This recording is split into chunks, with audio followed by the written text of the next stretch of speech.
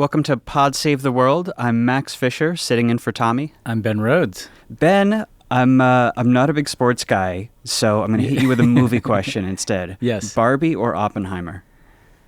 So, I'm an Oppenheimer guy. Sure. Who lives at a Barbie house. So something tells me that I'll be seeing Barbie probably before Oppenheimer. I'll probably be outvoted on this one, but I will get to Oppenheimer. Well, your adherence to democratic norms, as always, yeah, is admirable. Yeah. Well, it's more like it's more dictatorial than that, actually. So, yeah. I'm excited for Oppenheimer, too. I'm a little concerned by the promotional materials are really giving the impression that director Christopher Nolan acquired and detonated a nuclear device, which has concerning test ban treaty implications. Yeah, he is an ambitious guy. That would definitely be speaking to the kind of megalomania of both filmmaking and nuclear weapons development. But I always love the story, the making of the atomic bomb. Like it's endlessly interesting, no matter what lens you look at it through. Yeah. Ben, who'd you talk to this week? So we are talking to Ambassador Julie Smith, who's the U.S. ambassador to NATO. What a week for a NATO talk. Well, this is like the world descends on NATO. The NATO summit's in Vilnius, Lithuania, as we speak, Max. And so I talked to Julie at the front end of the summit. We talked about the issue of Ukrainian membership and how that was being managed. We talked about some of the issues around support for Ukraine. We talked about the plans that have been put into this summit in terms of how to defend Finland and Sweden and all members of the alliance going forward. And just a little bit behind the curtain of what is it like to be ambassador to NATO? It's not quite the same thing as having fancy parties at the embassy in Paris or London, but it's an important job. So it's cooler. I think it sounds more interesting. Yeah, what she pointed out, which I didn't think about, is that since the beginning of the war, there's endless congressional delegations and visitors who want to go visit NATO headquarters. Yeah. So I think a lot of her job is probably... Now she is a party host. Yeah, there's a lot of chaperoning, but it's definitely important. Yeah. Well, I can't wait to listen to that. Lots of wild news out of Vilnius this week. Let's get into it. The big agenda item, of course, was getting Sweden into NATO. Sweden asked to join the military alliance last year after decades of neutrality in response to Russia's invasion of Ukraine. Made sense to me. But Turkey's president, Recep Tayyip Erdogan, said he would block Sweden's membership unless it gave him a bunch of concessions like extraditing Turkish nationals who are accused of aiding militant groups in Turkey. Sweden mostly complied, but Erdogan kept piling on more demands. Then over the weekend, he said he would only approve Sweden if Turkey was brought closer to membership in the European Union, which is definitely not happening anytime soon. So it seemed like Sweden joining NATO might not happen until Monday, when abruptly he dropped his demands, largely clearing Sweden's path to NATO. So Ben, what do you make of this whole crazy dance? Is this Europe almost getting pulled apart by its divisions or wowing us by overcoming them? I think this is Erdogan being opportunistic and unpredictably opportunistic, right? So it did seem for a while like he wasn't going to do this till after his election because he wanted to have a card to play in case he had a lot of heat on him after the election. That didn't really happen. But then, I, like everybody, was looking at that demand that he'd have to be fast-tracked for European Union membership as him killing it. That's what I thought. And then he does this huge pivot. But I think if you look at it, their economy's in pretty deep trouble, largely because of his own mismanagement. He desperately needs to kind of stabilize the political environment after a close election and get greater investment. He wants the U.S. to sell him F-16s, which are held up in Congress because of concerns over him holding up Swedish membership. And I think this is him saying, you know what, I tack back and forth between East and West, between Russia, China, and Europe and the United States. And now he's tacking towards the West for a while. And I don't think it's at all permanent. But I do think he thought, you know what, I've squeezed as much juice as I can out of this Sweden thing. I'm going to get probably F-16s. I'll probably now get a friendlier investment climate from the West, less pressure on human rights. And that's kind of where I want to be for the next year or two. So it's a huge development. It's a huge win. An exceeding of expectations for this summit. And I don't know, Max, you've looked at Sweden for years. It's a big deal for NATO because if you want to know how big a deal it is, just look at a map. Sweden is both a country with a huge border on the Baltic Sea, Right. which is really important to the protection of the Baltic countries. And strategic islands in the Baltic Sea, too, that can Yes. be used for area denial and have this incredible power projection potential. That's right. Like, think of yourself playing a game of Risk and just look at that map. And then also the Arctic, right? Like now NATO has, with Finland and Sweden, in addition to the U.S. and Canada, like NATO has as much, of a presence in the Arctic border-wise as Russia. So it's a pretty big game changer for the alliance. This is not like just some, no offense to the smaller countries coming. This is a a medium-sized military power with a huge navy and a lot of strategic territory. A generational strategic loss for Russia, too, for sure. Something that really struck me about Erdogan's big pivot on this is in just these 6 weeks since his super close re-election, he approved Sweden into NATO. He said he would support Ukraine into NATO, which is further than most of NATO will go. He hosted the NATO chief for a visit. He pushed to join the EU. He released some Ukrainian fighters that he'd been holding in the country, which absolutely infuriated Putin, who was scheduled to visit and I think may have canceled. His pivot to the West has been really stark. It's very noticeable. And this clearly, again, I think he made a lot of bad decisions leading into his own election. Bad not just because I don't like them in terms of autocracy, but dumb economic mismanagement. Sure. Yeah. And I think, I think this is his best bet to stabilize things. And so he's a pragmatist and a survivor, and this is what he's doing. Right. Yeah. Still bad. We're not pro Erdogan. Yeah, we're not pro Erdogan. Yeah. I mean, Yeah. it's no better for political freedoms in Turkey, that's for sure. So more NATO news. Biden expectedly threw cold water on the possibility of Ukraine joining the alliance, saying the country is not ready. Here's a clip we have teed up.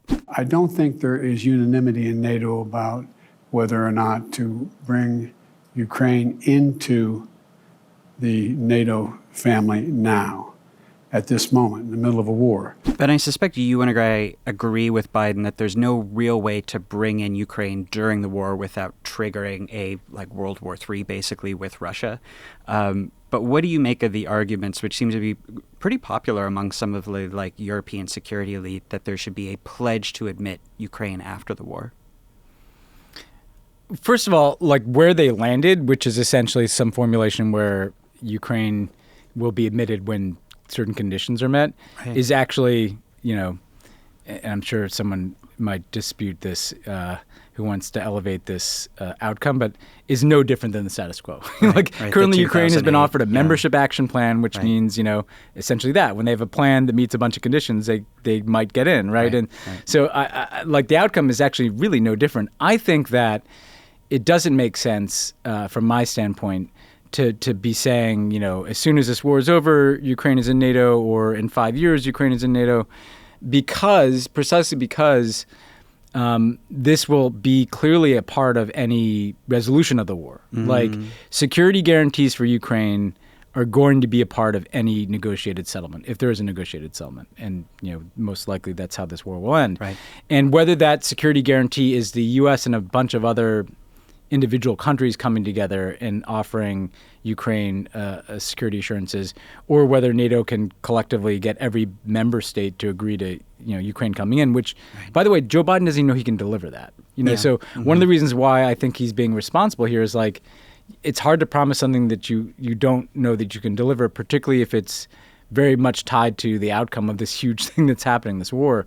I think Biden wants to preserve some flexibility to define both the nature of NATO membership or an alternative security guarantee, if you talk to some people in Washington, you've probably had these conversations too, Max, some people point to the Taiwan Relations Act, a formulation where legislatively the United States is committed to helping Ukraine defend itself, but it falls short of Article 5. That's probably not good enough for the Zelensky and the Ukrainians, but it demonstrates that there's kind of a spectrum of possibilities here, and I think Biden wants to preserve some of that flexibility. There's also a good case, I feel that getting over your skis with a big preemptive commitment, which is, of course, the 2008 commitment the U.S. made in the first place, just ends up opening yourself up to all sorts of unforeseen problems. Again, I don't subscribe to the idea that led inexorably to this war, but I lived it for 8 years in government where it was awkward that in 2008, before Barack Obama was president, Right. George Bush on the way out the door had basically been like, sure, Georgia, Ukraine, you can both be a part of NATO someday. Right. And that was clearly not going to happen. And yet that kind of lurked in the backdrop of every NATO summit. Georgia was occupied in two places by Russia at that point. And remains that way. Yeah, you're right. It's a really good reminder that you have to know what you can deliver before you make a commitment. Let's talk about the U.S. decision to send cluster bombs to Ukraine, which is obviously super controversial. So quick overview. Cluster bombs are a kind of artillery shell or rocket, but filled with lots of small grenade-like bomblets, they're called, that explode over a wide area. Much of the world has banned cluster bombs since 2008. The reason is that at least 10% of those bomblets, and sometimes quite a lot more, fail to explode on impact. And this leaves the ground littered with thousands or even millions of tiny explosives. Inevitably, after fighting ends, civilians will step on them, pick them up. For years or decades after the war, you'll be hearing these awful stories, as you still are in a lot of countries, about, farmers losing legs, or it's children picking them up and losing arms or worse. Ukraine and Russia are not signatories to the ban, and there have been reports of both countries using them already in the war. China, India, and the U.S. also not signatories, which means the U.S. has big stockpiles. Ukraine says it needs American cluster bombs because it is running out of artillery shells faster than the West can ramp up production to replace them. Arms control groups say the cost to civilians is too high, and the U.S. will weaken the global norm against their use. Ben, what do you think? Was this the right call? I don't think so. I don't like it. Listeners of this podcast have heard me rant about my experience in Laos. So just to summarize it, I got very involved in the effort to secure funding to clean up unexploded ordnance in Laos. The most heavily bombed country in history was Laos during the Vietnam War and the secret war into Laos. And 80 million bombs were dropped on Laos, many of them cluster munitions. There are many of these bomblets, and children today are still getting their limbs blown off. They pick it up, it looks like a ball, it explodes. Or a farmer hits it, it explodes. So that's 50 years later, And so no matter what anybody says, the use of these weapons will lead to that happening in Ukraine. Now, some people will say, well, the Russians and Ukrainians are using it anyway. Look, I think where I side with the arms control community on this is that a lot of effort has been put into developing the norm against this. And if the lesson is that, well, in extremis, the norm means nothing, well, then the norm means nothing. So I worry in general about this war kind of being a death knell to arms control across the board. We've already seen the nuclear arms control infrastructure fall apart. Russia's not even in the last remaining treaty, the New START treaty. They're barely hanging on to that. And now you get into the cluster munitions. And look, part of the case that the U.S. has been trying to make throughout this war is kind of a moral high ground. Just saying, oh, well, the Russians are using it, so we have to use this, is not an argument that wins me over. Now, to be fair, there's clearly a military need. Clearly there's shortages of ammunition, and this can both make some of that whole and give Ukraine a greater capacity to break kind of an entrenched front line. Is there a military necessity? Yes. Is Ukraine's military position probably marginally improved by this decision? Yes.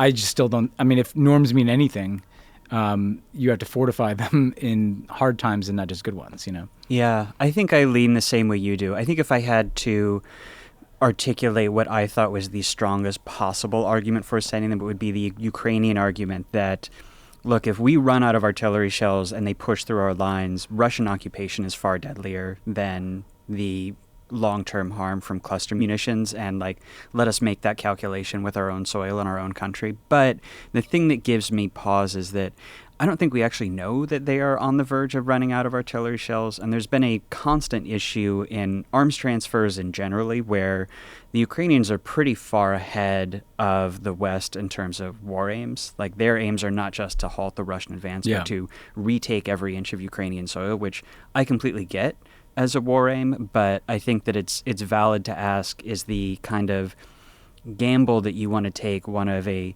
pretty lowish odds of using cluster munitions will help Ukraine retake more of its territory against the absolute certainty that it will lead to far greater civilian deaths? Yeah, and the other two pieces of this. First, there's some people who've said, there's kind of unnamed U.S. military analysts saying that the explosion rate of these unexploded munitions is much lower than, say, what was dropped on Laos. That it's like only like 1 or 2%, which nobody believes. I don't believe it. Yeah. I even military contractors are like, it's 7 times that. I know. At best. I really don't want to challenge. Like, I've been in rooms where you get the rosiest assessment. I mean, oftentimes when the U.S. government wants to get to a certain answer, they find the best data for it, and that's what this felt like to me. And the other thing is that, like, on the Ukrainian, the most compelling point beyond battlefield necessity is the one you made, which is like the Ukrainians saying, "Look, it's our territory, it's our people." But they don't actually know what. It's not like they've been living with cluster munitions for decades, and they're like, "Yeah, we can handle this." Like, that's true. Right. They're understandably not thinking 10 years, 20 years ahead here. But if, like, to your point, if they engage in some brutal effort to retake Crimean Peninsula with cluster munitions, then end up littering the entire peninsula, like, that's going to be a problem, you know? Yeah. So I just think, one of the reasons we're in trouble in general in American foreign policy is that we only abide by norms when it's convenient, you know? And this is another one of these examples, you know? Yeah. There's also, I feel like there's a kind of culture in Washington right now that the Ukrainians are always right because it's the Ukrainians saying it. And I, very much think they are the right side of the war. I'm very glad that we are aiding them as much as we are. But I feel like when I get into the weeds, a lot of these arm transfer disputes, it's not clear to me that their assessment is always the best one. No, and their assessment is logical. It's just give us everything. Right. But that doesn't mean, the fact that there's never been a weapon system that they didn't want indicates that this is not like a, carefully considered, inventory. Right. And why wouldn't they take it? Well, of course, they think they have the political capital. If I was them, I'd be doing the same thing. Exactly. This show is sponsored by BetterHelp. Talk about a time when you felt uncertain about where you were going in life, what the right path was, how you got through it. Most weeks. Most weeks you had that little gnawing question of, am I doing the right thing? Yeah. Is this accurate? Am I going the right direction? Sometimes in life, we're faced with tough choices, and the path forward isn't clear. Whether you're dealing with decisions around career, relationships, or anything else, therapy helps you stay connected to what you want while you navigate life so you can move forward with confidence and excitement. Trusting yourself to make decisions that align with your values is like anything. The more you practice it, the easier it gets. If you're thinking of starting therapy, give BetterHelp a try. It's entirely online, designed to be convenient, flexible, and suited to your schedule. Just fill out a brief questionnaire to get matched with a licensed therapist and switch therapists anytime for no additional charge. Find more balance with BetterHelp. Visit betterhelp.com/crookedworld. Go today to get 10% off your first month. That's BetterHelp, HELP.com/crookedworld. Pod Save the World is brought to you by Simply Safe. When an intruder threatens your home, every second counts. That is why we are so excited to tell you about the latest innovation from Simply Safe Home Security. It's called 24/7 Live Guard Protection, and it's made possible only by Simply Safe's new Smart Alarm wireless indoor camera. Now with a Fast Protect monitoring plan, and if an intruder breaks into your home, Simply Safe monitoring agents can actually see, speak to, and deter them through the camera, warning them that they're being recorded and that police are on their way. It is a game changer in home security. That's a really good idea. Maybe they have a little conversation, What if they actually know each other? Bruce? Hey, do you want... Is that Jim? Is that you? Do you really want to be breaking in here? I think it's a great idea because it's going to take a minute for the cops to get there no matter what kind of system you have. So if you can just kind of warn them off, that seems like a good idea. But Lovey, you set up a Simply Safe. How's that going for you? It's great. I set up a Simply Safe system. It was very easy to do. It worked perfectly once I did set it up, and the app is really good. I really recommend it. Have you made any friends through the Smart Alarm wireless indoor camera? As you know, my New Year's resolution was to make no friends. Okay, the new camera is the only indoor security camera that can trigger the alarm and instantly deter intruders with a built-in siren. Its advanced motion detection and vision AI can sense the difference between potential intruders and pets. 24/7 Live Guard Protection and the new Smart Alarm indoor camera work seamlessly as part of the entire Simply Safe security system to keep your whole home safe from break-ins, fires, flooding, and more. With Simply Safe, professional monitoring costs under $1 a day, a bargain for the peace of mind it provides. Right now, Pod Save the World listeners get a special 20% off any Simply Safe system when you sign up for Fast Protect monitoring. This huge offer is for a limited time. Visit simplysafe.com/crookedworld. That's simplysafe.com/crookedworld. There's no safe like Simply Safe. Pod Save the World is brought to you by Smile Actives. Popular food and drinks are known to stain your teeth. Beverages like coffee and wine stain them over time. So what can you do to brighten your smile? Well, give Smile Actives a try. Smile Actives is safe, effective, easy to use, and will keep you smiling proudly. Smile Actives offer a safe and affordable alternative to those expensive whitening procedures that you can try at home or anywhere, anytime. Simply add Smile Actives Pro Whitening Gel to your regular toothpaste. It has been formulated with PolyClean technology to boost stain removal and deliver active whitening ingredients into the teeth's grooves and crannies to get better whitening. No change in your routine, no extra time, yet people will start commenting on your whiter, brighter smile in just days. I love Smile Actives. I use it twice a day, every day. It's my go-to whitening boost. And 97% of people like me in a clinical trial reported up to 6 shades whiter on average, all within a month. When did you participate in the clinical trial? Remember when I was gone for like a month? Yeah, That's where I was. It was just a teeth thing. You were in a Smile Actives room. Visit smileactives.com/world. Go today to receive our special buy one, get one free offer with auto delivery and free shipping and handling. That's smileactives.com/world. Terms and conditions apply. See site for details. So let's do quick Prigozhin update, everybody's favorite time of the week. Our guys had another weird one. So after leading his mercenary army into Russia and taking the city of Rostov, we've learned a few big things.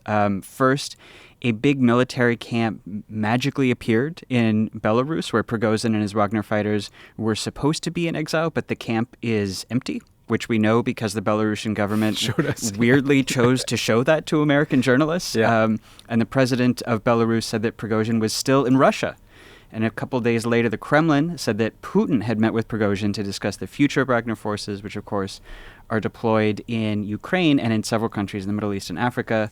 I've also talked to a couple of analysts who say that they think the more we learn about this, the more it looks to them like it was attempted mutiny, maybe more than it was a coup, in the sense that it was aimed at forcing Putin to make policy changes rather than to topple him, although that's some speculation there.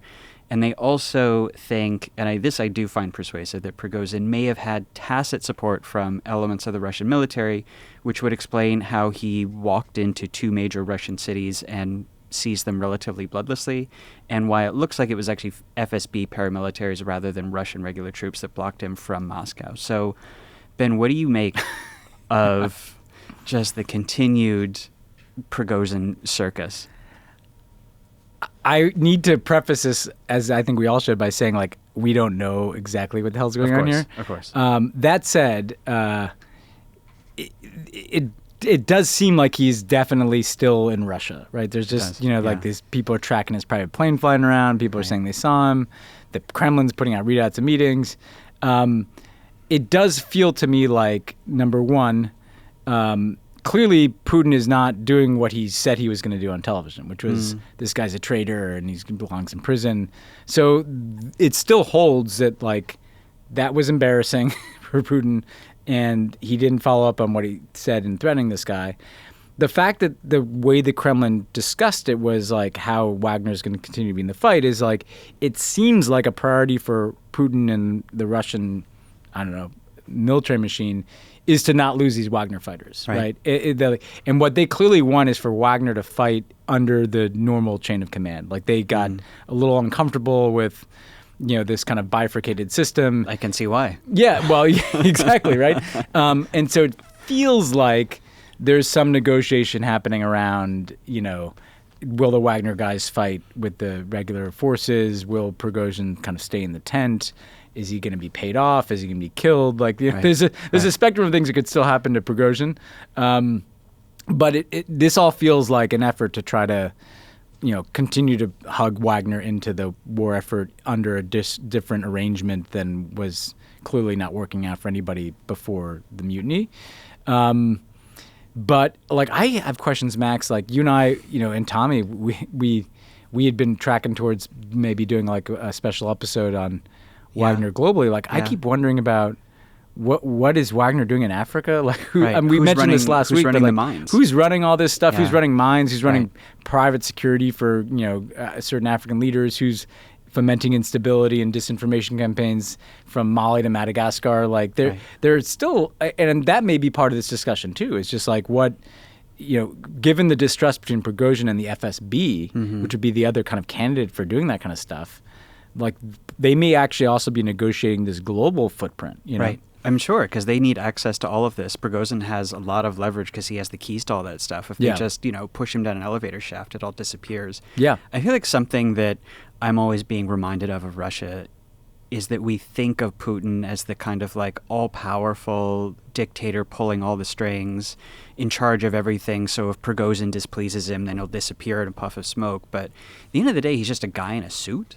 And his power, this is a point that you've made too, I know, his power really comes from his ability to mediate imbalance between all of these power centers within Russia that he's built up. And Prigozhin has a lot of actual power. So, I think that he probably is feeling like he has some need to, like, as you said, like keep him inside the tent, keep him on sides, and keep him, working well with everybody else in the system. Yeah, I think that's exactly right. I mean, I think that any authoritarian system, we usually mistake it for like a monolith, Right.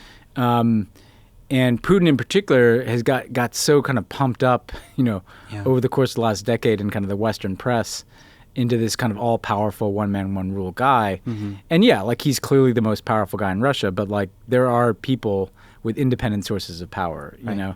Often the people who end up getting killed or shoved off of balconies are not necessarily powerful people. Right. They're usually people that have fallen from power. It's a Prigozhin after he's completely lost his empire and he's 2 years from now he's living in London and has an accident. Right. And so the people that control guns and resources and money tend to be in constant negotiation with one another, with Putin as the kind of negotiator in chief, and that's what this feels like. I mean, the whole thing really reminds me of, and you and I were texting about this, the whole incident sort of like internal domestic conflict in Russia in 2014 with Ramzan Kadyrov as the kind of like warlord in chief of Chechnya.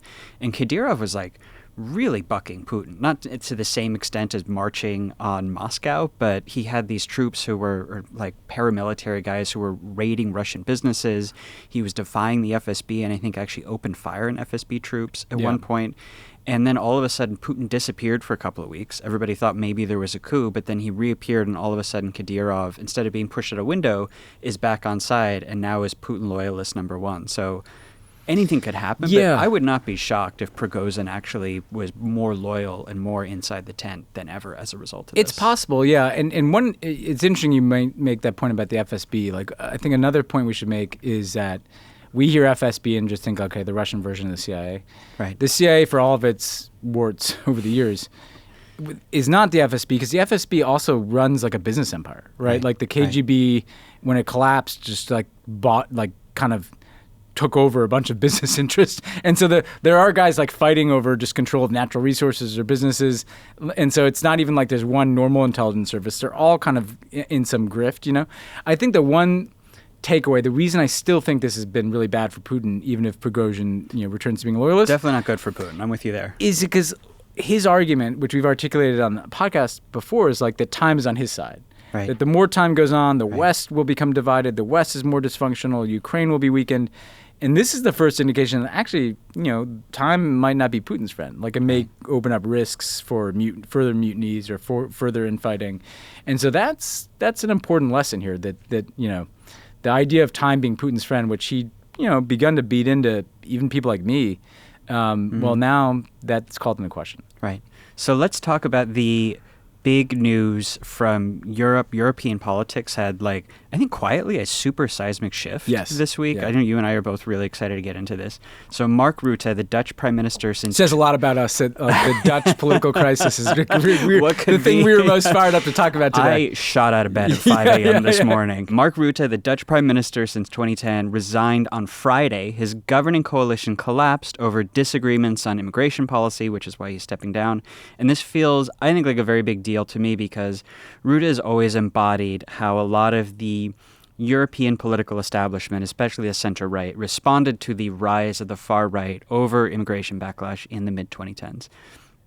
Some leaders like Angela Merkel in Germany stood up to the far right on immigration and at the time actually looked like they could lose power over it. But others like Mark Rutte, and he was the big leader of this faction, really tried to co-opt the far right by embracing really extreme and really draconian anti-immigration policies. And the Dutch far right is very crazy and very scary. And Rutte argued that this was the only way to keep them out of power, which he did, but he kind of sold his party's soul along the way, and also a lot of migrants and refugees suffered for it. And his government collapsed last week, kind of tellingly, not because of a disagreement with the far right, which has not gained that much power in the last 10 years, but rather disagreement with centrist parties in his coalition, who said that they just could not stomach more of his harsh immigration policies. So elections will be in November. Ben, what do you think this tells us about the trajectory of Europe, future of Europe?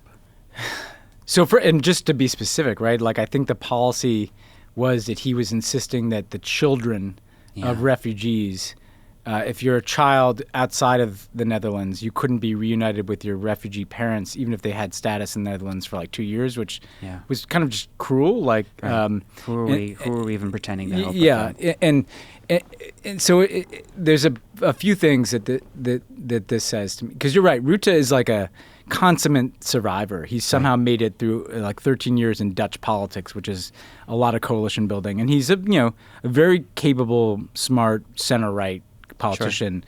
Sure. The fact that he chose for like to lose to lose his coalition rather than acceding to like children being reunited with their parents, which also numerically would have been a very small number of people.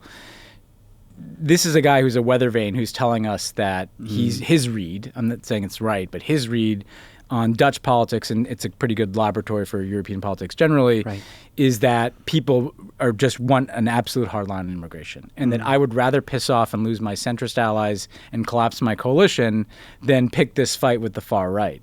It doesn't mean that the far right is going to come to power in the Netherlands tomorrow or across Europe tomorrow, but it does indicate, it's one more data point of how much the immigration issue continues to be a driver of European politics to the right. We talked about the Greek, the disaster of 700 plus people dying in a migrant ship off the coast of Greece.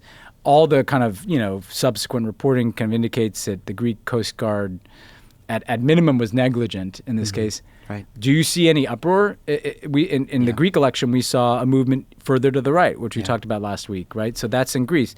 We see this in the Netherlands. In France, we've seen protests over the totally unjustified killing of a young man, like kind of familiar protest to Americans. It had kind of a Black Lives Matter feel to it against the police, but it's led to, I think, a pretty robust backlash against the protests in French politics. It just feels like we're in a moment in kind of continental European politics where anti-immigrant attitudes are really building. There's no cost to being further to the right on those issues. There's few outlets for the left, and so the outlets lead to like protests like we've seen in France. Right. And the other variable I'd put into this, Max, is one of the things I was in Europe a couple times this summer. Like, you hear a lot about the Ukrainian refugees. That this is not small. These are millions of people. Yeah. This is costing us a lot of money. Right. And even though they've been more welcome to white Ukrainian refugees than black and brown people from the global south, which is its own kind of difficult issue to wrestle with morally and ethically, it is like one more brick on the scale of societies being like, we want to pull up the drawbridge, So I was saying before, like you and I, like one of our first kind of face-to-face encounters was when you came into my office in like the late Obama years. It was like 15 or 16. Usually reporters would come in because they wanted to talk about like something that was blaring in the headlines. You wanted to come and talk about the trends of European far-right populism. It's one of the most important stories of our time. You were quite prescient, man. You were also talking about social media before other people were, so you should get credit for being ahead of the curve on all these things. I'm wondering what you make of this, because you point out to me in text that on the one hand it does feel that way. On the other hand, there have been a lot of predictions, right? Including in the Times, where we read some of these articles last couple of days of like some far-right wave coming, and meanwhile Le Pen never gets elected in France. But I mean, how do you see this wave of developments as compared to previous, boomlets for the far right? So it's funny because I think I actually have almost the exact opposite reading from you on this. And Good. We're both I want to be wrong. Yeah, and it makes for more interesting discussion. Right.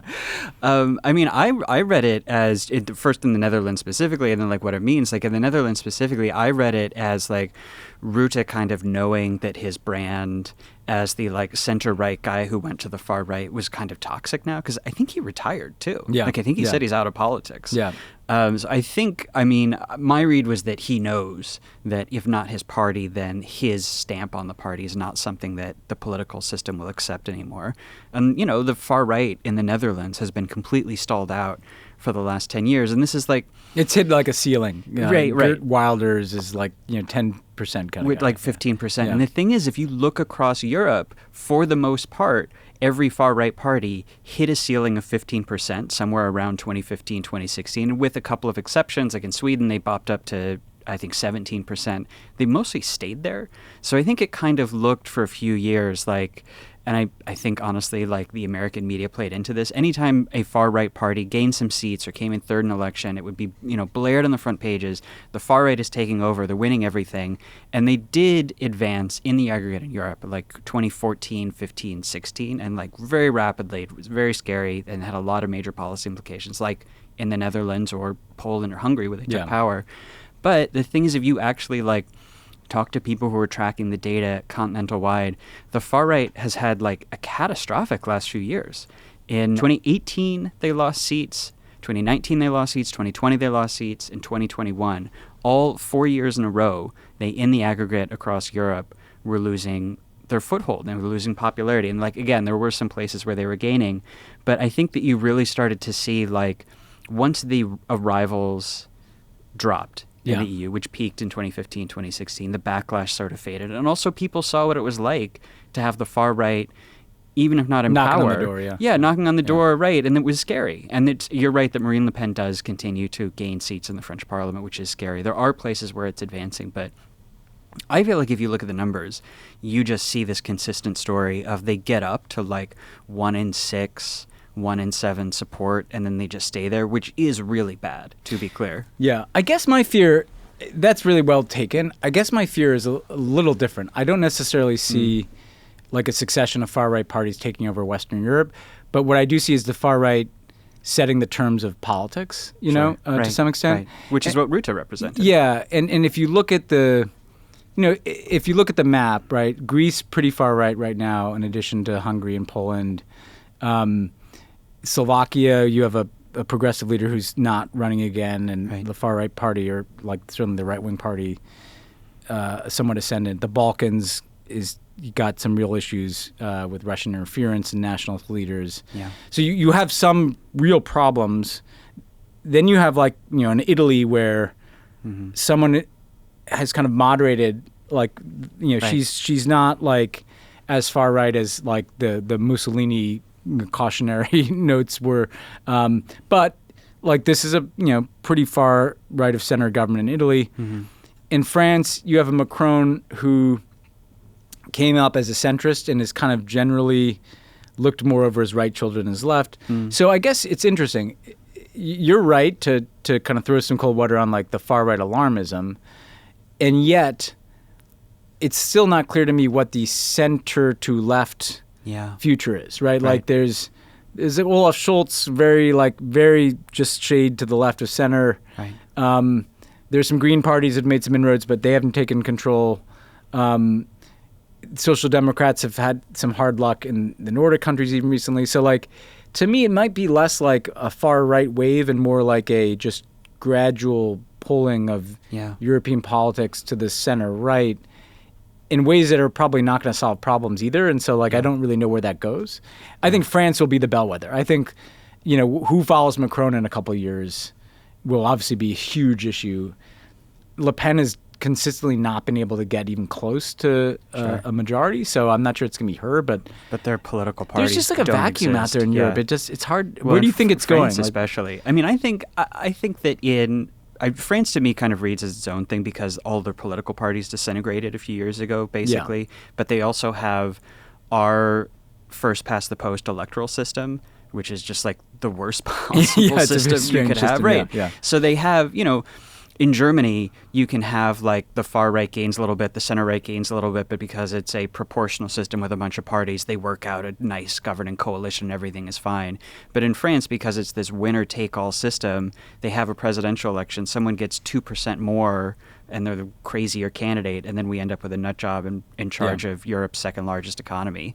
I mean, I think that, I guess where I land is that I think on the one hand, the optimistic thing is that I do think that the like firewall against the far right, it seems like it has basically held, and I don't see any reason to think that it's going to break. And I think the establishment parties and voters have, again, with the caveat of France, have learned how to like keep that in place. Yeah. But I think that your point is a really good one about policy generally moving right on immigration specifically, which Europe was already pretty tough on immigration.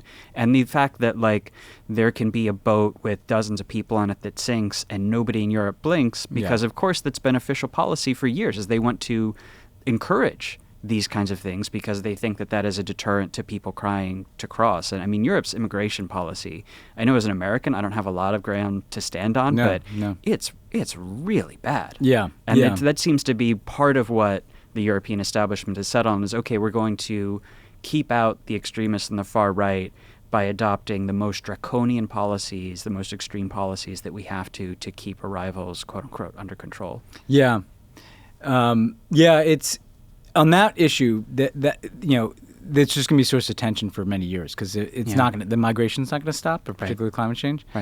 The only other thing I'd say to wind this down is, and I don't have the answer, is like, I think part of what I also saw in France is like when you have an explosion like that, public unrest and dissatisfaction, part of the reason why is there's no left political option. You know, there's nowhere to channel energy into politics, you know.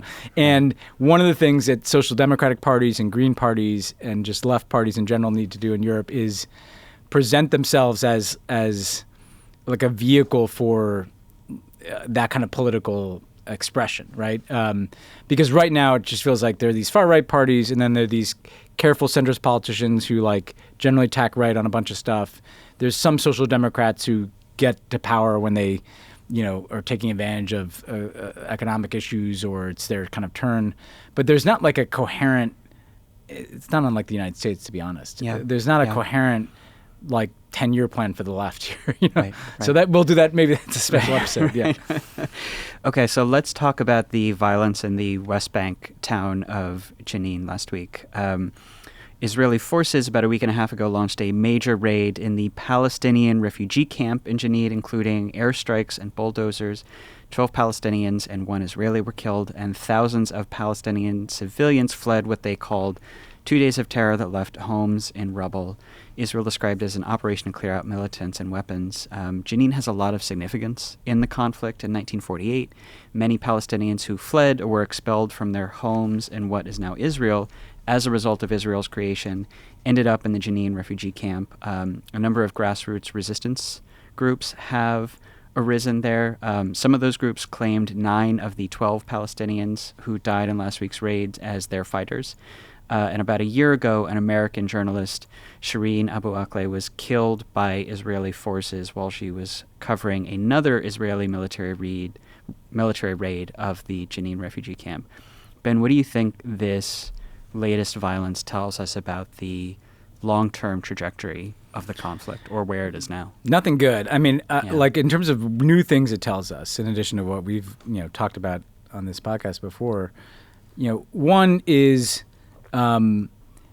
the Israeli state under this government bringing kind of Gaza tactics to the West Bank is a new development, right? Yeah. So this wasn't a full-scale war on Jenin like on Gaza, but it had a lot of those, it had some echoes of that, right? Yeah. It had like military incursions and airstrikes and kind of a really kind of brutal assault on a densely populated, I mean, Jenin is incredibly densely populated. Yeah. And so like usually that leads to kind of the continued use of that kind of tool. And so like if we are starting to see the Israeli government bring those tactics into the West Bank, that's a new development. And if you couple that with settlement expansion and kind of more impunity for settler violence and displacement of Palestinians, like it starts to feel like the occupation evolving into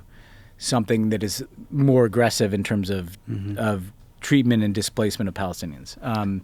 Then the second thing is, the complete. The Palestinian Authority is totally irrelevant, and we don't harp on this too much because oftentimes people blame the Palestinian Authority for things they can't control.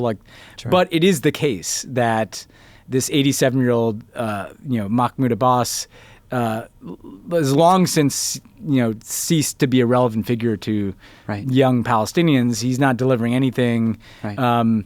The Palestinian Authority kind of cooperates on security in the West Bank to some extent with Israel, but they couldn't address militancy in Jenin if they wanted to. Right. And so, to me, like the people always warn of the collapse of the Palestinian Authority. Like, well, this is, to me, that always is probably more slow motion than it all at once, and this is kind of evidence of of the slow motion collapse of the Palestinian Authority. And so what does that mean? And I'm curious what you think about this, Max, because to me it looks like a more aggressive far-right government in Israel and the West Bank and an even less relevant Palestinian Authority opening up a vacuum among the Palestinian public that could be filled by anybody, or nobody at all. And none of that feels good, I think that's exactly right. And what it really makes me think of are the predictions that I've heard, I feel like from a long time, from people like Nathan Thrall, that what would happen when the two-state solution collapsed, which it has, is that the Palestinian Authority would basically dissolve, not just in the sense of being a government, a nominal government for Palestinians, but being a tool that Israel has used to bring stability to the West Bank so that it can control the West Bank without having to occupy it directly or rule it directly through military occupation, which it did in the past and was catastrophic. It's part of what the PA is supposed to do. Yeah. It can't carry the weight of that anymore, so effectively does not exist as a stability and security guarantor. So I think kind of what we're seeing in the introduction, like you said, of Gaza-like tactics is we are seeing an inching towards a form of return to rule in the West Bank by direct military occupation, not in the sense of stationing troops in every corner in the refugee camp, but in the sense that they're going to hang outside these cities, and then every time they feel like they need to go in, which even if it's just once a year, which is what it is so far, is catastrophic for these communities, but is also not good. I know this is the ultimate cliche when talking about Israel-Palestine, but it's also not good for Israel because they did that before, and it does not go well for anybody. Yeah, I mean, reading between the lines of all the coverage, like one of the things you started to notice, sometimes you get more honest Israeli security officials speaking on background. Right. And what a number of them pointed out is like, they're not trying to dismantle like a well-evolved network in Jenin. Right. Like some of these people like might have some association with factions like Hamas or Islamic Jihad or something, but like some of them are just like pissed off young people. Yeah, it's just neighborhood guys. And so they're like, there'll be some attack on Israeli civilians in Tel Aviv, and then they'll go in there and try to get the people, but like the people are just they're not mapping some terrorist organization. And that, to what you're talking about in Nathan's good analysis, is like that's a recipe for just like militarized, direct rule. Right. But it's also a symptom of it. Yeah. And it's going to exacerbate obviously all the grievances of Palestinians. So it is what it is, and it's not good. Yeah, I mean, it's ironically in a way, in a cynical way, Israel would almost be better off with a Hamas-ruled West Bank, because that's an organization that, as they are in Gaza, like brings a form of stability and has a form of like strategic calculus that Israel can deal with. And you can negotiate ceasefires with Hamas. Exactly right. You can negotiate with them, but what de facto, indirect, effective military occupation creates, is exactly as you're saying, is endless sentiment for, guys on the block who want to pick up a gun because they're tired of living this way. And a raid is never going to solve that. No. And the recipe is, you've got a far-right government, you've got Bibi feeling cornered in the judicial system, you've got people in his coalition agitating for more aggressive policies, and you have a U.S. election with a very cautious American president when it comes to any distance from Israel. Right. So the recipe for the next year is not a great one, you know.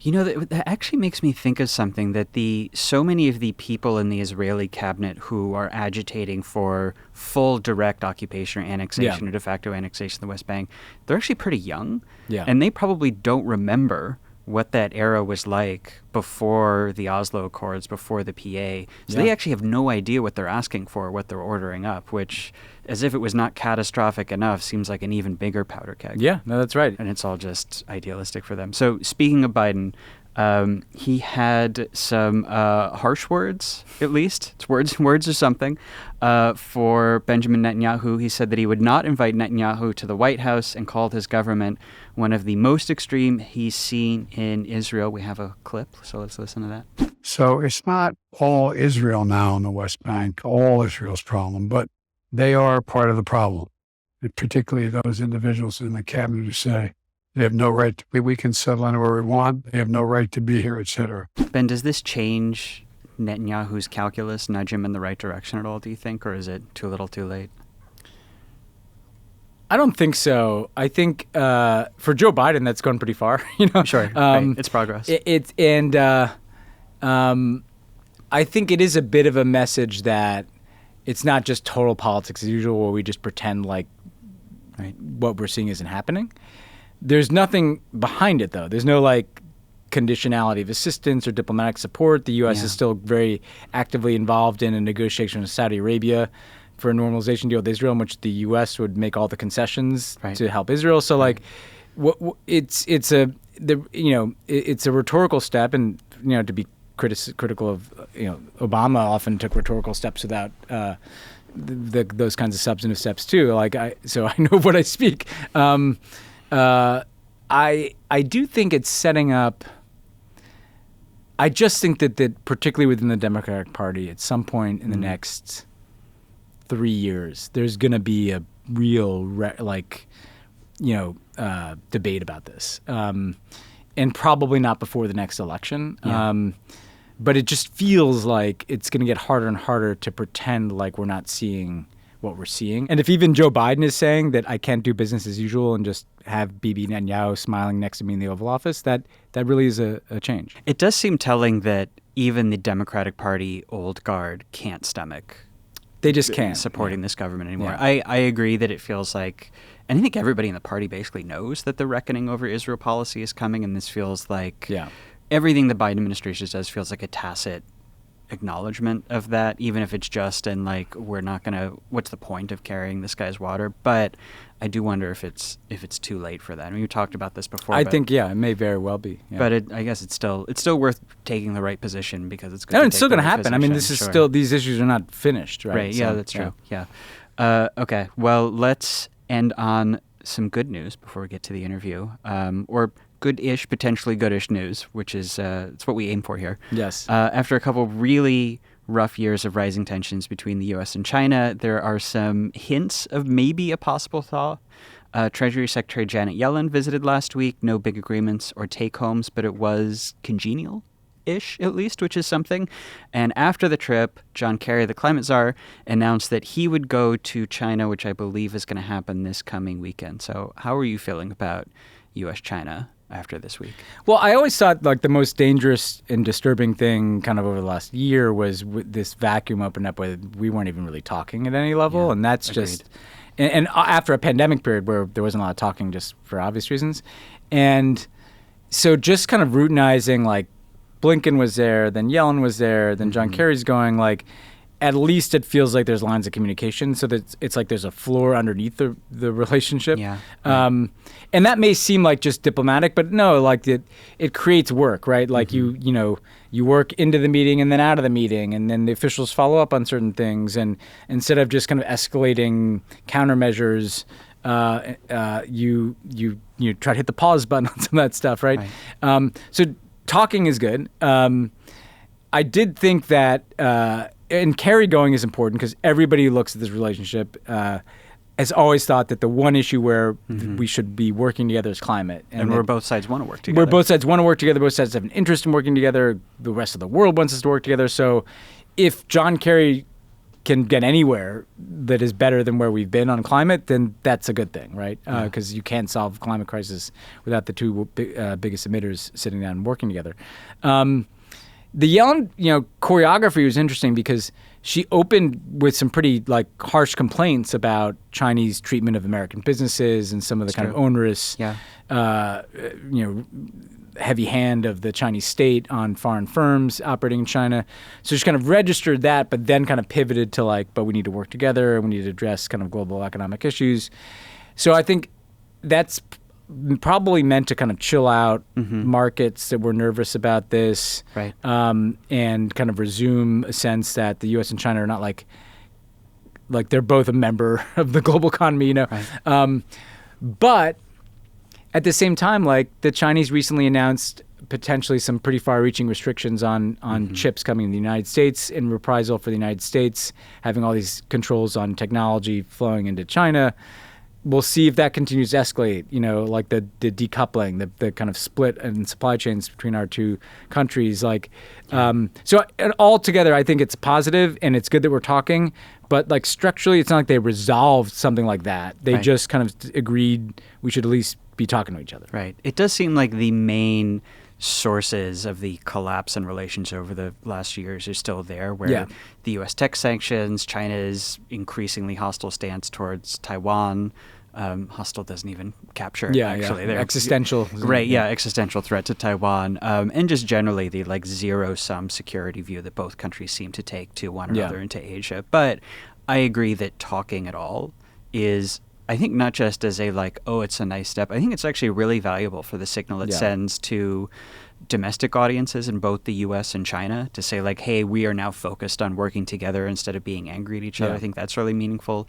The signal that it sends to Wall Street, investors, of course, the signal that it sends to a lot of other countries in the region, which, I know you talk to people in the governments of those countries, and they don't like it when we're at odds with China. Right. They're losing their shit because they think that this war in Ukraine is going to look like a cakewalk compared to if there was ever a conflict between the U.S. and China. And I do think that there's kind of a semi-contrarian case that tensions between the U.S. and China could be the most important foreign policy story of 2023 if it goes poorly. Yeah. But let's hope that things continue to improve. And we've been playing into kind of the Chinese narrative in the global South too. We won't even talk to these people, even though it's been two ways. But we benefit from it. I think that the other thing I just dangle out here is that there's been total bipartisanship on China. It's the only bipartisan thing in Washington, right? Yeah. And it's almost been like a competition for who could be tougher, albeit the Democrats focus more on things like industrial policy, like bringing jobs back home, and Republicans just kind of more generally hawkish. This is I've always thought that the pivot that the Biden team needs to make is hey, we're tough. We've done much more than Trump in trying to make sure that America can compete and win for the future of manufacturing and tech and everything. Right. But these guys on the Republican side could get us into a war, and that's stupid. And so we need to be talking to China. Yeah. And I think that's a message that Americans, even Americans have concerns about China, get.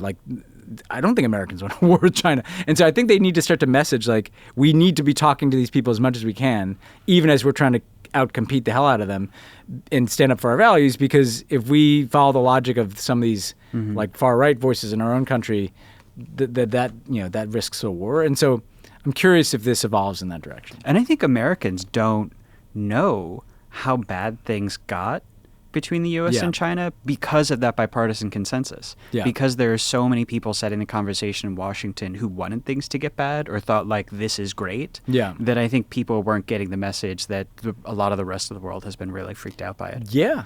Yeah. As the war in Ukraine has had huge, repercussions on global economy and food prices and population flows. And it's nothing compared to what a conflict over Taiwan would be. Should we take a second to talk about the controversy with the Barbie film? Yeah, well, there we go. That's a good example. Barbie banned from Vietnam because there is a shot which you can actually see in the trailer where Barbie is standing in front of a jumbled up cartoony world map, and on the like hexagon shape that I guess is supposed to be Asia, there is actually a 9-dash line attached. The 9-dash line, of course, is China's claim for the vast stretch of the South China Sea it says it controls, which it does not, according to anyone else in the world. And so Vietnam was very upset to see that in an American film and banned the movie. Are they being crazy, do you think, or do they have a case? I mean, they've got a case. I mean, here's what I'd say about this. First of all, the Chinese claim on the South China Sea is absurd. Sure. It's like they draw this line, the 9-dash line, around this entire body of water that snakes along the coast of countries like Vietnam and Malaysia, right? So no rational person would look at that and say that makes any sense. And as a Southeast Asian leader once said in a bilateral meeting with President Obama about this, like, it's a shame that it's named the South China Sea because it makes sense. But in international arbitration, it should be pointed out that impartial international arbitration is found in favor of, say, the Philippines. So just, that's relevant. But here's the stranger thing, Max. When you look at maps, or when you I show my kids maps, you don't normally draw a maritime boundary, right? And so this has come up a bunch of times with Disney properties like ESPN. Right. Yeah. Like ESPN at times has shown maps with the 9-dash line on it. Really? And I don't think it's because that particular sports center host has a particular view about this. Right. And it's not just Disney. Some other airlines are pressured to do this and other things. Why are we even drawing Is there any other context in which maritime boundaries are drawn? The Barbie map could have just had a map of the body of water. It's kind of weird that they go this extra mile to draw this boundary. So I think it is Vietnam registering hey, we've seen China try to bully everybody by using its leverage of its market. Our market is minuscule compared to China's, but we're just going to show you that we can do the same thing, I guess, and gin up nationalist sentiment. I think a solution to all this would be to just leave maritime boundaries off of maps and movies. Right. That's my solution for world peace for the time being. Yeah. I will say it's easy to laugh. I'm obviously not for banning movies. Yes. And it's easy to kind of laugh off what Vietnam is doing as wacky Asian geopolitics or being overly sensitive. Well, but the Chinese have done the inverse of plenty of times, though. Right. Yeah. And which is, I don't know if that's why it appeared in this film specifically. I mean, it's possible that Barbie is a wolf warrior for Xi Jinping thought. And they just won in that market. They want Barbie to be shown in China, and one way to ensure you get on Chinese screens is to put the 9-dash line. Well, and this is the thing. The 9-dash line has shown up in a lot of movies. And I get why, if you were Vietnam and you were worried about, we really need the force of the United States Navy as the kind of international arbiter to not just be steamrolled by China in our own waters, you worry about Hollywood doing the work of the Chinese government and teaching Americans that this line has some kind of legitimacy. Yeah, because there are all these censors that control what can go on Chinese movie screens. Right. And again, if you look at gross for these films, they make China's more money huge in China than the U.S. often. Right. And it may be that they insist that you have to put the 9-dash line on if you want to get the maximum possible screens. I've never been in those conversations, but I don't think people would be doing it if there wasn't a reason for them to do it. My point is I don't think American film, I don't think Greta Gerwig was just not that it was her choice, but she was the director. It's you know what? Let's make sure in this shot that we include the 9-dash line. Clearly somebody in corporate is making that decision because they went on those Chinese movie screens, and that.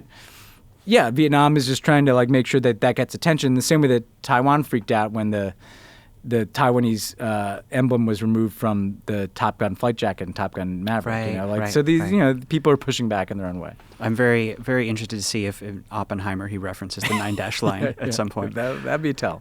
All right, so we go to your interview with Julianne Smith? Yes, absolutely. Pod Save the World is brought to you by Harry's. Talk about you wanting a skincare regimen. I don't know. I just want the razor to show up at my house. I don't have to do anything, so it reminds me to change it regularly so that I don't get cuts. And it looks good. How about that? Whether your ritual is minimal or elevated, level up your shave game with Harry's sleekest razor yet, the Craft Handle. Experience the latest and greatest in Harry's razor lineup delivered straight to your door for just $10 at harrys.com/savetheworld. Harry's Craft Handle is a smooth metallic handle that feels weighty and well-balanced in the hand. It's innovatively designed to deliver the same great shave you could expect with a killer new look. Grab the Craft Handle starter set for just $10. It gives you the Craft Handle, 5-blade German-engineered razor cartridge, shaving gel, and a travel cover. Plus, you can schedule replacement blade delivery with refills as low as $2. Step up your routine even more with dozens of affordable items to choose from, like shaving creams, post-shave balm, body washes, and hydrating lotions. With the highest customer satisfaction in the shaving industry, they're offering a no-risk trial. Don't like your shave? No worries. It's on them. We love Harry's. I've used it for years. It's just so convenient that it shows up. You don't have to remember to go to CVS and get someone to, unlock the thing to let you get the razor blades that are for some reason behind the counter now. Elevate your shave with the latest and greatest in Harry's razor handle lineup today. Get your $17 craft handle starter set for just $10 at harrys.com/savetheworld. That's harrys.com/savetheworld. This episode of Pod Save the World is brought to you by Cariuma, the cool, sustainable sneaker company with old school style and new school ethics. We all need a staple sneaker for the summertime. We sure do. With over 40,000 five-star reviews and a just cleared 94,000 person wait list, these shoes keep breaking the internet. When was the first time we said that? Was it like I think it was Kim Kardashian? The Kim Kardashian had like thing. a glass on her derriere. It was a butt thing. Cariuma's got you covered with the shoes that have a classic look. They're crazy comfy and consciously crafted for your ultimate daily summer shoe. From paparazzi shots to guys in the office, these sneakers are everywhere and for good reason. For a sustainable take on a classic style, Nayoka Canvas has just what you've been looking for. This 100% vegan design is made with organic cotton canvas and has a classic look with a heritage feel. Made for life on and off the board, Nayoka Canvas may just become your new go-to for a summer packed with fun and full of adventure. We love these shoes. I just got a new pair of Cariumas. They're good looking. They're kind of a steel gray. I'm excited to just run them into the ground over the next few months. Steel gray. Yeah, they're pretty cool, man. Nice. Pretty cool. You can get in on this if you want. Nice. With epic collaborations with brands like Masterpiece and Deus, there's a pair for everyone in styles that are guaranteed to keep things fresh. Check out their summer shades made in collaboration with Pantone for sneakers bursting with life for a season packed with fun and full of flavor. And we all know they famously use that single box recycled packaging, but enough about laundering Dan's newsletter takes. Nice. For a limited time, Pod Save the World listeners can get an exclusive 15% off your pair of Cariuma sneakers. Go to cariuma.com/world to get 15% off. That's cariuma.com/world for 15% off, only for a limited time. Pod Save the World is brought to you by Wise. Support for this podcast comes from Wise, the account that lets you send, spend, and receive money internationally. Wise is the best way to move and manage your money around the world, all with one account. With Wise, you can save in more than 40 currencies, giving you more bang for your baht, peso, and pound. So you can... God. John loves those puns. So you can send money back home fast or spend seamlessly in the local currency while on travels abroad, business, or pleasure. You can shop online from overseas while avoiding inflated transaction fees too, or receive your paycheck in another currency. That's a fun twist. You'll always get the mid-market exchange rate when you convert between currencies with no markups and no hidden fees.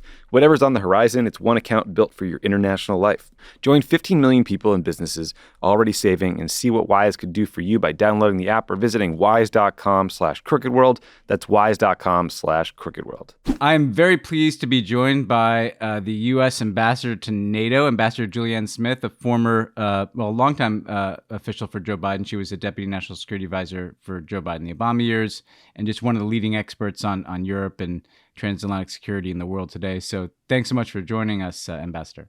Thanks for having me on. Let's just kind of start with a couple issues that are dominating some attention, and then I want to get into kind of the broader NATO agenda.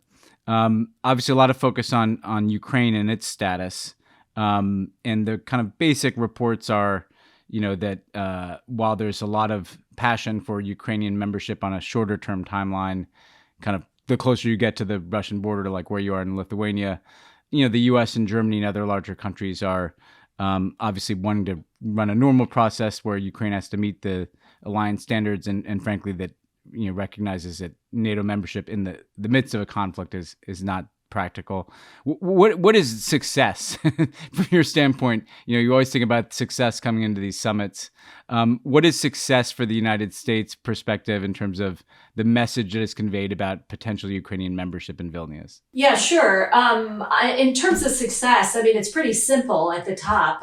First and foremost, we descending here in Vilnius want to send one strong, simple message to President Putin, and that is, you assumed that all of us would look away. You assumed that we would get distracted and give up and be occupied with something else a few months into this war. And the reality is, it's now been about 500 days, and no one's going anywhere. not a single member of this alliance is wavering on its support for Ukraine. So that's the kind of overarching message that we'll be delivering. But more importantly, on the question of membership, I mean, there are different perspectives across the alliance. There's no question. It's not exactly as simple as some of the reporting makes it out to be. It's not just 29 times against 2. It's really 31 allies coming to the table and talking about, number one, we all support that Ukraine will eventually become a member of the alliance someday because we said that in 2008, but different views around the table on what to say today in Vilnius. And I think after weeks of talking about this, we've landed in the middle. Everybody has had to travel some distance. And I think when President Zelensky comes to the summit this week, I think he's going to be pleased with the message that he gets, that this alliance is interested in enhancing its relationship with Ukraine. We're ready to provide more political support over the long term, not just for the war that's going on now, but to prevent future wars. And we're going to have some new and interesting things to say about their membership aspirations that'll be more than what we said in 2008. So without previewing exactly what we're going to get into at the summit, I will say I think President Zelensky is going to be pretty happy by the messages and the deliverables that he's going to have in hand here in Lithuania. I imagine, too, the part of what's complicated here is that there's the question of like full NATO membership. And then there's a question of what kind of security guarantees Ukraine might get from individual member states, as part of some effort to wind down the war.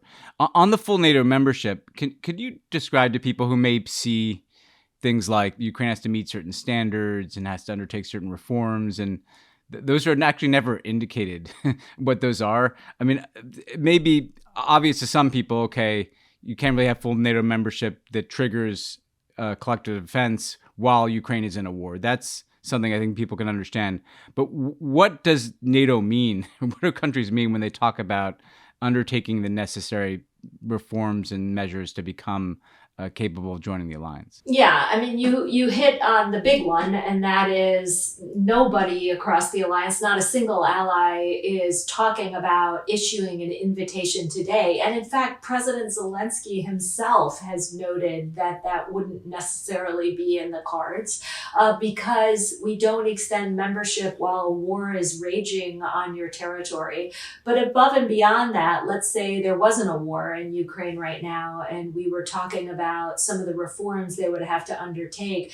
I mean, there's just some general things that we focus on. For example, civilian control of the military. They have that. They can check that box. But then there's a whole list of things under the umbrella of a thriving democracy that has respect for the rule of law, that is taking the necessary anti-corruption measures.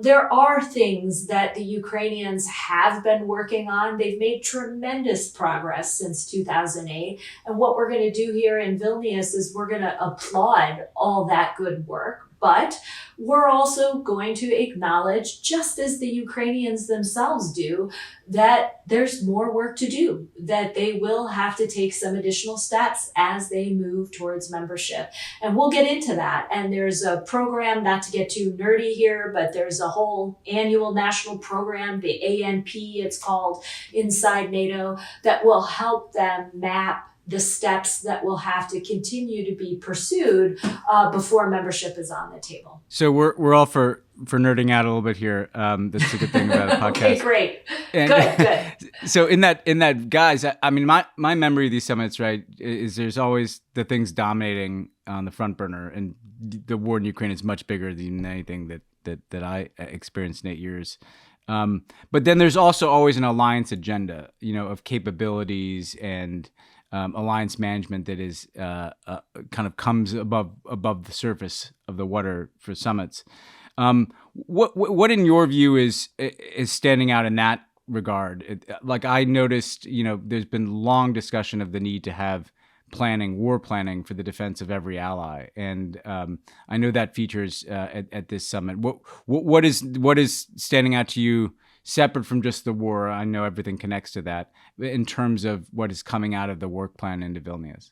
Okay, well, thank you for asking about this because it doesn't always get the love and affection it deserves. So I will wonk out for a minute and say that this alliance is about to make a generational shift in its deterrence and defense posture. And I say that because we're about to roll out new regional plans that will literally enable us to defend every inch of NATO territory. You'll remember after 9/11, the alliance pivoted its focus to terrorism and to operations, expeditionary operations in faraway places. This moment for the alliance is more of a coming home. We're returning to kind of the alliance's core mission of collective defense. But in order to do that, we need plans in place to make sure that every member of this alliance knows what capabilities they need, what part of the territory they're responsible for, the resourcing that's going to be required for it, what level of readiness their troops need to meet. And from these regional plans, all of those answers will fall out. And so what we're rolling out this week, again, which may not capture the headlines, will literally have an impact on this alliance for the next decade in terms of NATO's core mission, which is to ensure that we can defend NATO territory. So this is a big moment. It's really interesting to do that here in Lithuania, right up on the eastern flank, so close to what's happening in Ukraine. And the other piece of it is the Defense Investment Pledge. You'll remember in 2014, in the Obama administration, NATO allies pledged to spend 2% of GDP on defense. And that pledge had a 10-year timeline on it. And so it expires next year. And so the allies are gathering today to roll out a new defense investment pledge, which will be enduring and will basically lock in the 2% with the need to likely do more over time to meet the ambition that's laid out in those regional plans. So in addition to Ukraine, two big developments here in Vilnius, rolling out these regional plans and rolling out a new defense investment pledge. Yeah, no, and to give people a sense of how long the work is that leads into this, I mean, as you just indicated, Julie, I remember both of these things. I remember early in the Obama administration being struck by the lack of any contingency planning for the defense of every inch of NATO territory. And so that process was kind of set in motion back then. I mean, my follow-up on that is, if you're basically talking about real actual planning, right, that is going to require resourcing over time for how do you defend against different scenarios, how do you defend different allies, is that going to drive kind of physical resources? Like we've seen the deployment of a lot more U.S. and other allied hardware and personnel to Eastern front states. Is that going to continue to evolve? Is that going to be made permanent? How does actual resourcing fit in with these plans? Well, there's a couple pieces to it. I mean, obviously, last summer at the summit in Madrid, we had some major breaking news on force posture. So after Russia went into Crimea, NATO added 4 multinational battalions in Eastern Europe and the 3 Baltic states and Poland. And last year, after Russia went back into Ukraine, we added 4 more. So now we have these 8 multinational battalions on the eastern flank. All of them need to be scalable to a brigade. The plans won't radically change that, but they will make clear to allies not only how we have to keep ensuring that we can meet the requirements associated with those battalions. But now we have Finland that has almost doubled the amount of territory NATO has to defend on the eastern flank, and obviously Finland provides enormous amount of capacity, but it also has to be worked into the plans so that we know how we will defend now that long border with Russia, and then Sweden hopefully will follow. Now, there's some other changes that will come with these plans, and that's C2, command and control. We're going to be making some changes. SACEUR will have to alter kind of how we lay out the command structure across Europe and how that attaches to the command that we have in Norfolk, Virginia, which will likely have to be plussed up a little bit. It's a fairly small command. So yes, there will be changes that will require real resources, capabilities. We're going to have to align our forces and our national defense plans to these NATO plans. And for the United States, that's something we've often kind of held back from doing. We often say, okay, all of you can attach your national plans to NATO plans and just rest assured we'll be there for you. But this time, actually with Sakir's leadership, the U.S. is affiliating forces to these plans and linking them up with our own national plans. So lots of movement, but I wouldn't say a radical shift in our force posture in Eastern Europe right now. Yeah, no, like an evolution. That makes sense. And you mentioned Sweden. I mean, on this question, clearly Turkey's been the outlier. Is there something that this feels to me almost like individual countries, including the United States, talking to Turkey and its leadership, other than just it being awkward in the leaders' lounge and the cafeteria? Like, is there a role for the alliance here to make the case to Turkey around Swedish membership, or is this something that people just kind of look to the U.S. and other countries to be leading negotiations? And what practically is held up from a planning standpoint, for instance, from Sweden not having the same formal membership that Finland does? Yeah, so it is kind of a question that's been handled through multiple layers. So first and foremost, when Turkey raised its hand and said, hold up, we have some concerns on the terrorism front, we basically created this trilateral format where Sweden, Finland, and Turkey could go off and meet and talk about how to address some of the concerns that Turkey had. And that was an important process, and it often involved the Secretary General. He offered his good offices on many occasions. And in fact, just last week, he had a meeting with the foreign ministers, chiefs of intelligence, and the national security advisors of all of those three countries fly out to Brussels to carry on with those conversations. So there's that piece. Then there's the conversations we have at 31, where all of the allies, minus Hungary and Turkey, have been talking about the importance of getting Sweden across the finish line, and lots of debates on that front, and the importance of folding them in because of this regional plans issues. We want Sweden to be part of the regional plans, and they are not yet. They will be when they become members. And then lastly, there's the individual allies that can put their thumb on the scale, like the United States, to say, look, this is important for the United States. It's important for Sweden. It's important for the alliance. This is a country that is a security provider. They're going to bring an enormous amount of capacity to the alliance. It's going to fundamentally change the face of NATO. This is something we need to do sooner rather than later. And it's also important for our friends in the Nordic Baltic region. For a country like Lithuania, where we are right now, it's critical for them to have both Sweden and Finland in. It's very reassuring to widen the neighborhood of NATO allies in this part of the globe. So multiple layers at work. President Biden was able to connect with President Erdogan just yesterday as he was flying on his way to London. That was an important engagement. Like I said, Secretary General Stoltenberg hosted a bunch of folks last week. We'll have allies talking about it here in Vilnius. It's kind of all hands on deck. Yeah, it kind of like a lot of things in NATO these days. I mean, I was just going to, a couple of questions, and one on NATO and one on you, just for people to understand, because they'll see these commitments at NATO, the summit for Ukraine. How would you describe, for the person watching this from the outside, when they hear about assistance going to Ukraine, they hear about these commitments that are generally made by individual nations, but they tend to be almost all NATO member states.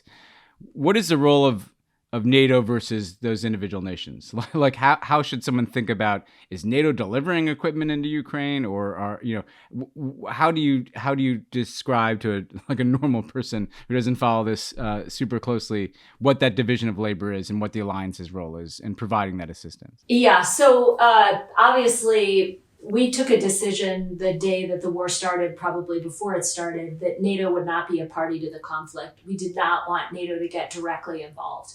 But we all came to the table that morning with a determination to not only strengthen the eastern flank to make sure that we had the deterrence and defense posture right on NATO territory, but that each of us would immediately begin providing humanitarian, economic, and security assistance in one shape or another. NATO has been the place where we have maintained unity. NATO is the place where we shared intelligence in the months running up to the war to warn our friends in Ukraine and the allies about this war that we felt was almost certain to happen. NATO is the place where we did all the necessary contingency planning to prepare for what eventually did transpire on February 24th. And NATO as an alliance, while it's not providing lethal support and it's not training Ukrainians. Individual countries are doing that. We are providing non-lethal support, and that's important things, whether it's winter gear in the winter months, night vision goggles, fuel, a whole array of capabilities that the Ukrainians need right now. So there is a role for the alliance. I would say it's primarily a political one. It's where we maintain that unity. We grapple with the counteroffensive and changing events on the battlefield. But it is the U.S.-led UDCG, where over Ukraine Defense Contact Group, where over 50 countries come together and offer security assistance to Ukraine. Thank you for spelling out the acronym for people. Last question for you. I mean, what is the life of a NATO ambassador, right? It's a little different. I mean, some people are watching The Diplomat now. Good show. I'm not sure about the realism, but it's pretty good. But this is not a normal embassy, right? Because you're not just representing the United States to a country. Like, how does that look on a day-to-day basis? Like, how much are you traveling? How do you like it? Just what's it like behind the curtain in the life of Ambassador Julianne Smith? Well, I love it. I absolutely love it. I wouldn't want to be anywhere else in this moment. You know what a NATO nerd I am. It's a brand that, I wear with pride. But you're right. It isn't kind of your average diplomatic posting. In the bilateral postings, you take on a whole array of duties that can cross cultural, economic, and trade priorities, foreign policy. But at NATO, it's focused almost exclusively, obviously, on national security matters. Almost everybody who works at our mission comes from the State Department or DoD. There are some exceptions, but you don't, for example, have folks from commerce. I mean, it's a very different op tempo. You have a lot of high-level visitors coming through Brussels and coming through NATO, especially now. So we're running all the time, but it has multiple layers. The U.S. is trying to provide leadership inside the NATO alliance on countless issues. We're trying to not only stay focused on Ukraine, but provide leadership on issues like the PRC, emerging and disruptive tech, cyber, and space. We're working with the interagency to make sure the voices and views of allies are inserted into that process. And working, obviously, with individual allies on specific issues. We're a multilateral organization, but we don't always work at 31. There are clusters of countries that come together to solve problems. Sometimes we're working with countries on climate security. Sometimes a group of us will focus on events in the Balkans. So it's a job that seems to change with the minute, and I love that, but it can be challenging to keep pace with all of that from day to day. I bet. I mean, I can't even imagine the line of congressional delegations, and I mean, because of the war, you must be. Yeah. You're not like hosting parties in the same way that some ambassadors are to countries, but you are entertaining. Oh, no. So well, we appreciate you making time for us. This would be a dramatic summit in Vilnius. To the NATO nerd thing, I'll never forget the first North Atlantic Council. That's what they call these summits that I attended. I walk in with Mark Lippert. Talk about NATO nerds, because we walk in and suddenly all the the panorama of generals and politicians and aides scurrying around is there, and he just leans over and whispers in my ear, "My whole life I've wanted to go to a NAC." It was like to some people that is like literally the as good as it gets. So I know we're glad to be represented by someone who has that passion, and so thanks for everything you're doing. Oh, thanks, Ben. Thanks for doing this. Appreciate it. Thanks again to Julie Smith for coming on the show, and thanks to you, Ben, for having me to fill in. What Max, a pleasure. This is like a Prigozhin-style mutiny. We should have told people. Tommy's actually not on vacation. He's locked up in a closet, so you could take this march on Moscow. I think he should accept exile in Belarus, finally. Yeah. Actually, we've got a great camp for him set up. We didn't dwell on this, but the fact that they were touring the Wagner camp. Oh my God, Belarus is loving its moment in the sun. I think they kind of are. Yeah. But hopefully, Tommy is on vacation, and hopefully it's a good break. But yeah, it's great to have you fill in. It's been a lot of fun. It was a blast, and Tom will be back next week. Cool. See ya.